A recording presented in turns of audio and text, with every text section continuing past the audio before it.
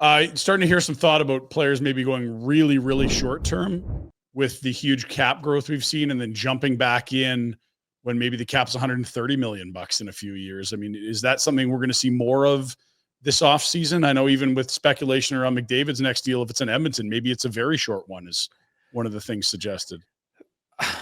I think it's a case-by-case situation. I don't see Connor McDavid taking a shorter-term deal less than max, because I don't know what's his incentive to do so. First off, this is a player that will hate the discussion around taking a shorter-term deal, as if it signals that he's not a believer or that he wants to put his team's feet to the fire. Two, I don't think he wants to go through this again, period, because it's not what he's interested in. He wants to play hockey. Three, he's going to make a pile of money either way, and an extra couple bucks here or there. Let's just call it 8 times 16. That's $128 million. He's already made 110. Like, again, not a concern.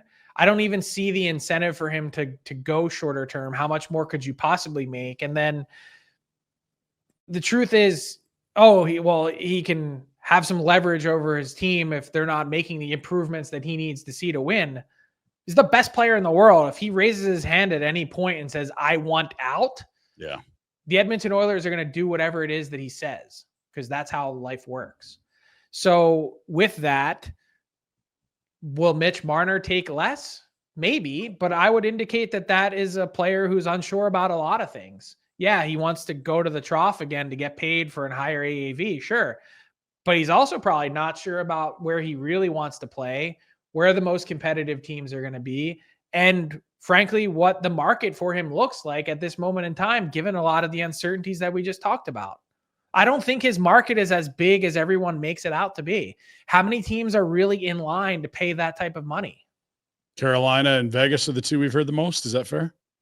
Probably, but if we're really being honest, given the lack of playoff success and given what he's already been earning, wouldn't you just make a case that if you're really only taking a 2-year deal, that you shouldn't be getting that much of a raise?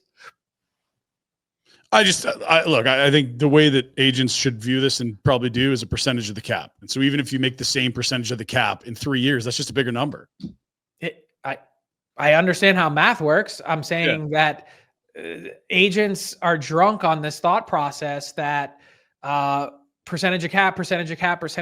Like, that's just, it's not always how it's going to be. And with the cap rising, there's going to be some teams or some players that get caught being sold a bill of goods about what they think it should be. When I just talked about some of the new economic realities that are going to be existing in this sport, Calgary is going to be just one example of a third of the league that's we're not going to be at the cap anymore.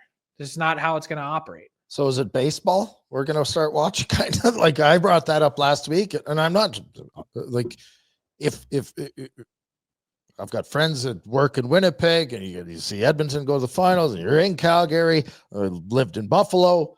Those are not top of the table teams, right? Mm-hmm. If the ownership's not going to spend, is it because the ownership won't spend to it, or is it just that the revenues won't get you to what you can spend?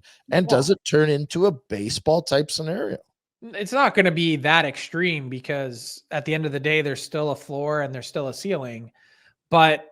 And owners can always spend whatever they want. They just need to be willing to write the check. And I don't think the Flames ownership has ever really signaled that they're willing to write the check for a long period of time. Short windows, maybe, yes. But when it comes to, look at how much fans are being charged. When you open the new building, you're going to have new revenue streams that you never had before, and that's going to be hugely important and critical to the Flames' long-term success. But you can only still charge so much for a lower level seat, or for a suite, or for whatever it is, before there's this market imbalance and fans start to turn away no matter how good the team is. And so when 3 years from now, or 2 additional seasons from now, when the cap is going to be $162 million a year Canadian, you're going to have this imbalance where you just can't charge enough to possibly make back the money that you're spending in salaries, in addition to operations and running everything else, that you're going to have to make adjustments somewhere. You just are. It's a fact of life.